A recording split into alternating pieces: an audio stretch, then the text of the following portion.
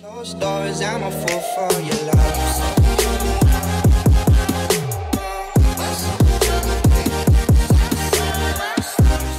So for those who noticed I didn't upload on my channel for about a good 5 months or so, I know I have a lot of explaining to do. I just felt really bad for not uploading for so long. But I do have some pretty good reasons why I didn't upload. I hope you all understand what I'm going to explain here really means a lot to me and it's very personal. I know not everyone on my channel knows me on a personal level, but I'd really like that to change by uploading a lot more. So yeah, let's get into the video. So months ago around mid-July, one of my closest friends ended up moving away. I'd say he moved about 10 miles away, which isn't that far, but at the time I didn't have a car, so I always rode my bike there.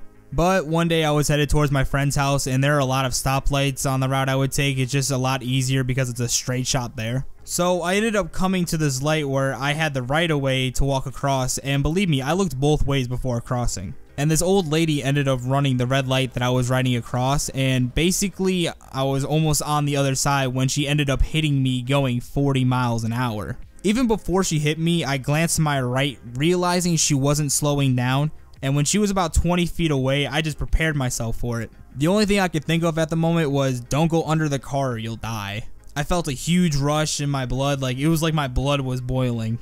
And when she hit me, I kind of pushed myself up with my hands on the hood of the car, and I ended up rolling over the windshield like by her rear view mirror or whatever, and I ended up rolling over the minivan. After I had been hit by the car, I caught myself from falling straight on my face with my hands. Then seconds later, as I'm getting up, people start getting out of their car, asking me if I'm alright. The one lady's boyfriend moved my totaled bike out the street and she said she was going to call 911. I told her I think I'm alright, I just have a few scratches on my hands and I just had a bruise on my leg, which is not really a big deal. She was telling me to stay, but I told her I'm alright, I don't need an ambulance, don't even call, I'm okay. So moments passed and I picked up my bike with my left arm and I was just going to carry it to my friend's house, which wasn't that far anymore, it's about a block away. As I'm walking away from the scenery, I felt my adrenaline rush kind of go away and my arm really started to hurt really bad and it started to swell up. So I was like, damn, I kind of need an ambulance. I really should have listened to that lady.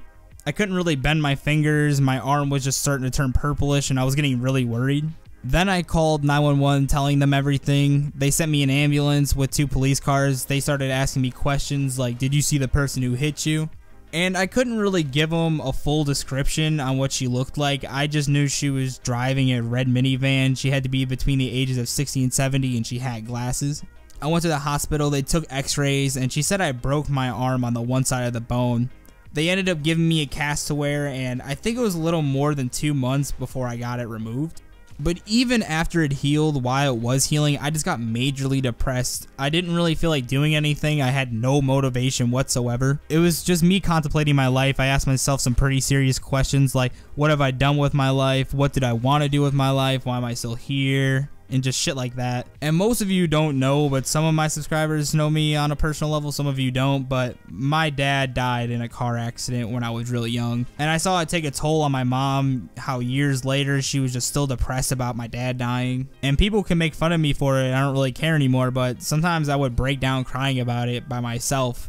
I brought back old memories of me not having a dad, on how much I missed out on my life doing certain things that kids would do with their fathers, like for instance just playing catch, teaching them how to drive, other things that I wanted to learn at the time.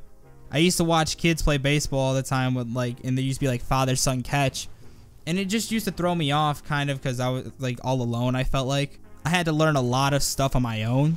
And don't get me wrong, I have an amazing mom. I can't thank her enough for all that she's done for me. She just worked a lot and worked night shifts, so when I was awake, she was asleep, and she didn't have a lot of free time, and being a single parent is really hard, so I never really liked to bother her. But recently, I have done a lot of thinking on how lucky I am to be alive, and how I have an amazing fan base who I can share my experiences with, and I have all of you to thank for that. So I hope you guys did enjoy this video. Thank you all for watching. Have a wonderful day. Peace.